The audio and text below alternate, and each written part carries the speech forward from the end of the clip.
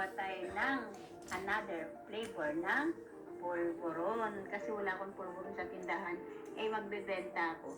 Kaya gagawin natin itong pang negosyo with costing na ito kasi maraming nagtatanong sa akin, ilan ang kinalabasan, ilan ang ganon, ilan ang pakinabang. So gagawa ulit tayo para alam natin lahat-lahat. Kasi nung last, pinamigay ko lang yan. Ngayon talaga ibibenta natin. So let's start. Ito mga kumari ang ating ingredients sa ating gagawin na Graham pulburon. Sampak na Graham pulburon, titingnan natin kung lahat natin magagamit mamaya. And then 1/2 kilo all-purpose flour, kahit na anong harina pwede nyong gamitin, basta as long as harina. And then isang butter cup, and then 150 grams na powdered milk. Pwede kang gumamit ng kahit anong gatas na powder.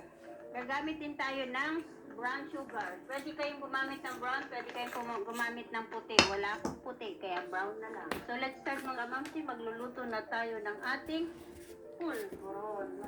Situate na tuyong-tuyo inyong kawali bago nyo ilagay yung ating harina para maiwasan ang pagbuo-buo.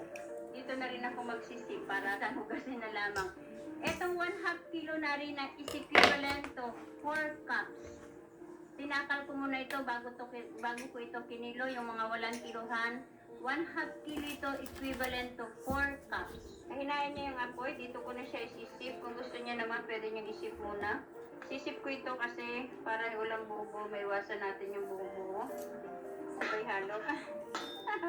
Katamaran. Ano lang yun? Para iwas hugasin. So ayan na mga kamamsi, lahat na lang ay ginawa ko ng negosyo. Okay lang yan na palakasin nyo yung apoy as long as hindi nyo titigilan ng paghahalo. Kapag palalakasin nyo yung apoy, kailangan halo kayo na